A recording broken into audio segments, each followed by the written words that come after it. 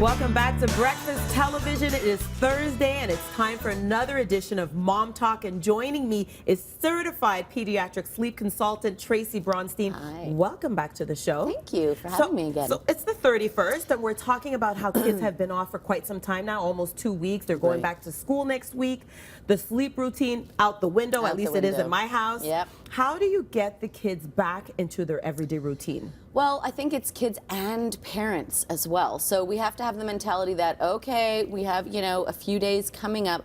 I like to suggest a good 3 days before the first day back at school, we start slowing things down a little and getting back into their normal routine. Okay. That way it's not just like, bam, night before, okay, it's a mad rush and everybody's overtired. Having those 3 days of, back to normal bedtime, slowing things down a little, will give them a chance to catch up on whatever little sleep debt was accumulated over the holidays. So you celebrate New Year's, yeah. You say Happy New Year, and then it's back to the regular routine. routine. New Year's Day, whatever, and then start maybe that day, I mean, everybody's tired anyways, exactly. Great opportunity that day to start getting back to a bit normal bedtimes, not allow things to stretch, and then closer to your But Tracy, I want to ask you, is it okay, I've done this a couple of times, I'm sure parents out there are doing it, is it okay to just be like, you know what, go to school on Monday or Tuesday, whenever you go back to school, and then that night you put them to bed early because they'll be exhausted? Yeah, but we have to remember they do have to sit in school that whole day, so why not give them that opportunity of a couple days before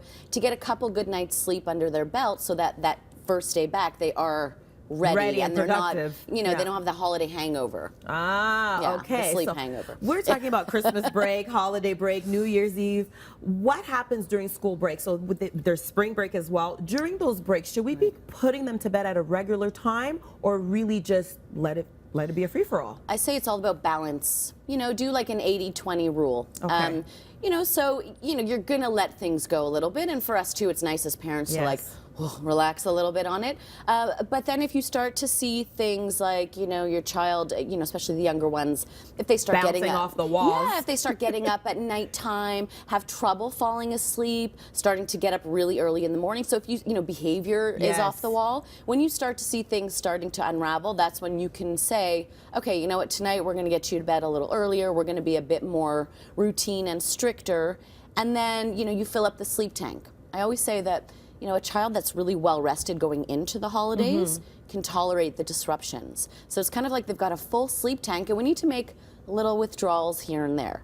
If we have an empty sleep tank to start with, that's when we run into more problems. So fill the sleep tank before the holidays, then be a bit more relaxed, but keep balance and keep your child's sleep as a priority. And what happens to a child when you take them off their routine by over 2 hours? What really happens to them? Obviously, they get a little bit out of whack, but is it really such a bad thing that they go to bed every night at 8:30 and then now 11:30, midnight, 1 a.m.?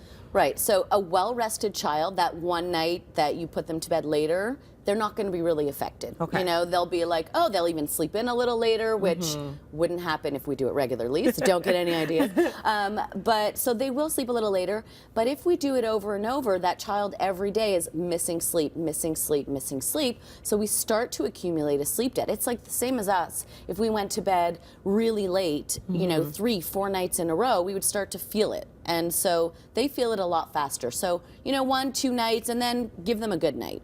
Okay. Fill up. Think of it as always refilling that tank. I'm taking your tips and I'm running home and I'm going to do this with the kids because in my mind I was thinking January 5th, send them to school. It doesn't matter when they go to bed and they'll work it out for the next night. I'm not going to do that, but these are great tips.